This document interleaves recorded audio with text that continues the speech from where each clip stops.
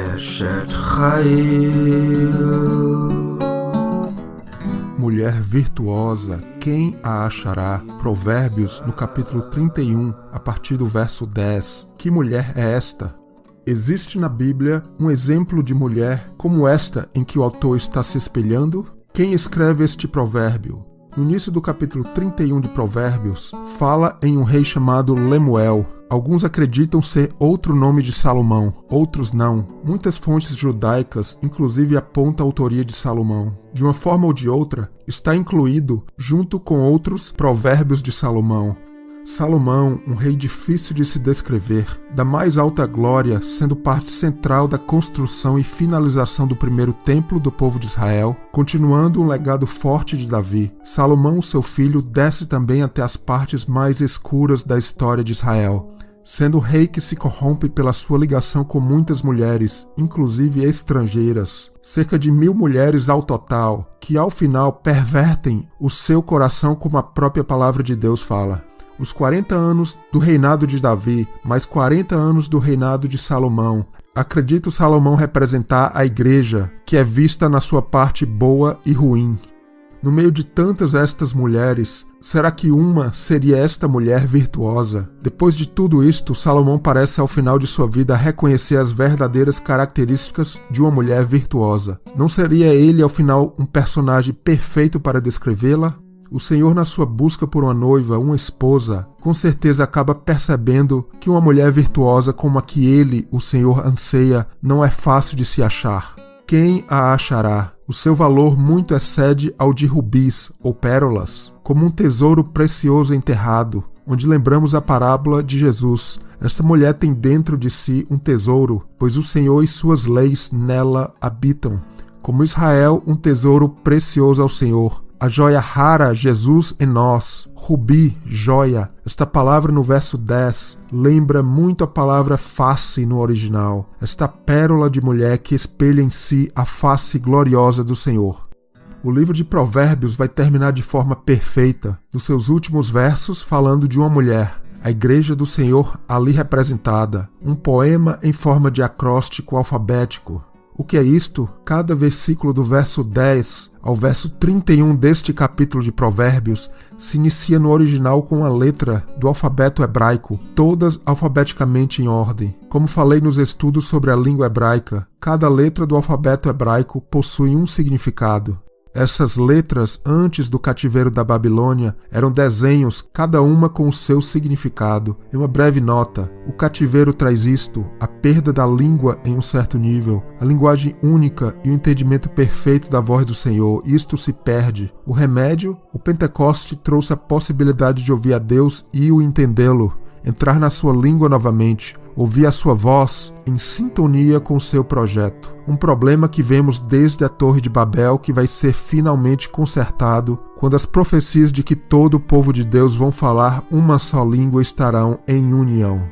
O primeiro verso, versículo 10, a primeira letra do alfabeto, Aleph, símbolo da força. Vários dos nomes de Deus, como El, Elohim, a própria palavra Eu, se iniciam com esta letra. Note que a própria palavra El, traduzida como Deus, na verdade utilizada para qualquer tipo de Deus, significa também força. Mas como o primeiro dos 10 mandamentos fala, Eu sou o Senhor teu Deus, que te tirei da terra do Egito, da casa da servidão. Não terás outros deuses diante de minha presença. O nosso Eu, a nossa força deve ser o Senhor, aquele que com a sua mão forte nos tirou da casa da servidão. Jesus, o primeiro e o último, o Alfa e o Ômega, e com certeza ainda mais, o Aleph e o Tav, a primeira e a última letra do alfabeto hebraico. Jesus representa as virtudes da primeira até a última letra deste alfabeto, mas muito importante também se dizer, nós, os pretendentes a sermos sua noiva, também trilhamos este mesmo caminho. Mas o poema se inicia com a palavra mulher, que também se inicia com a letra Aleph. algo errado neste poema? A mulher, o vaso mais frágil? Mas a força desta mulher não está nos seus músculos, nem muito menos na sua beleza física, como vai dizer o verso 30. Enganosa é a beleza e vã a formosura, mas a mulher que teme ao Senhor, esta sim será louvada. Esta é a força dela. Como diz o Salmo, capítulo 60, no verso 12, em Deus faremos proezas, porque Ele é que pisará os nossos inimigos. Proezas, a mesma palavra, o mesmo que virtuosa. Em Deus faremos ou seremos valorosos, é o que diz ali. Valorosa ou virtuosa, mesma palavra no original, que para os homens é muito usada para definir os varões valorosos como os fortes do exército de Davi, incluindo ele e muitos outros. Esta palavra também significa exército, força, riqueza. Aqui esta palavra é usada para descrever esta mulher.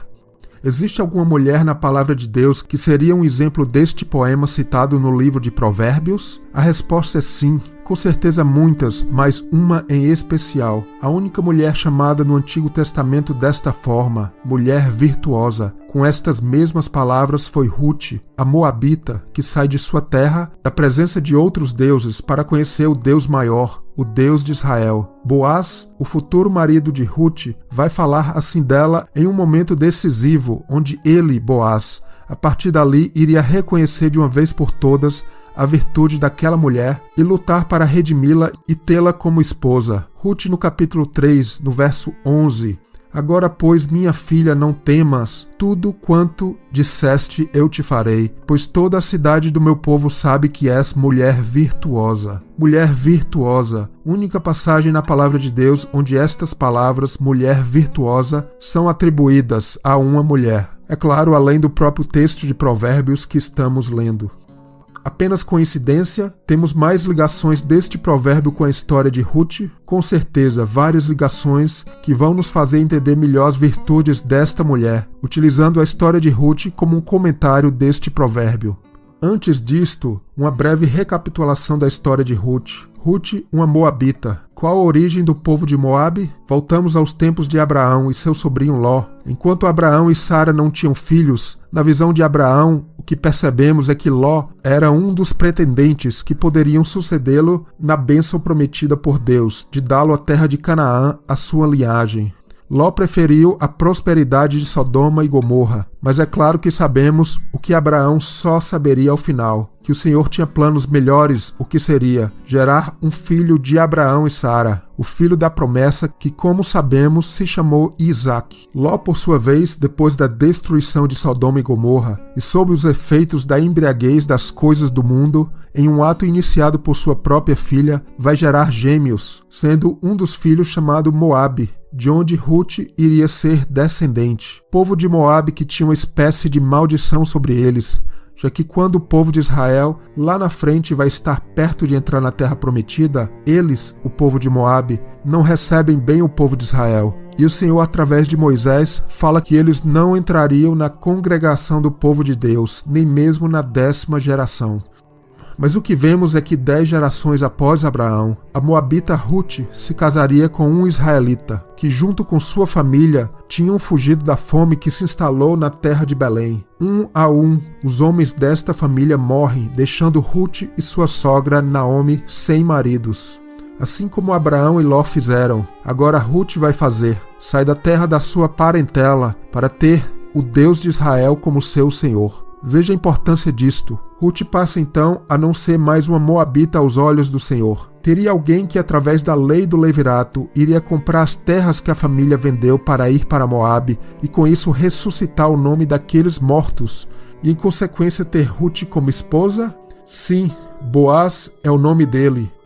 Então o que vemos é que esta poesia da mulher virtuosa em Provérbios no capítulo 31 é profeticamente, como vamos continuar vendo, um texto que está interligado com o livro de Ruth. Em Provérbios 31, no verso 11, segundo verso da poesia, a segunda letra do alfabeto hebraico, Bet, o coração do seu marido está nela confiado, assim ele não necessitará de despojo. Que marido estaria se referindo aqui? Ruth, no início, era casada com Malom, filho de Elimeleque, daquela família de Judá que tinha ido de Belém para a terra de Moabe. Malom foi um dos que morreram. Certamente Boaz, o segundo marido de Ruth, iria confiar seu coração naquela mulher virtuosa. Mas aqui no começo da história, mais profundamente, vemos como Ruth vai estar também preocupada em refazer o nome e a herança daqueles que tinham morrido, sem deixar para si uma herança. A casa, a segunda letra do alfabeto hebraico, Bet. Ruth, pela lei do levirato, vai buscar em Boaz aquele que iria dar continuidade à herança daquela família que tinha perecido sem deixar um nome na casa de Israel.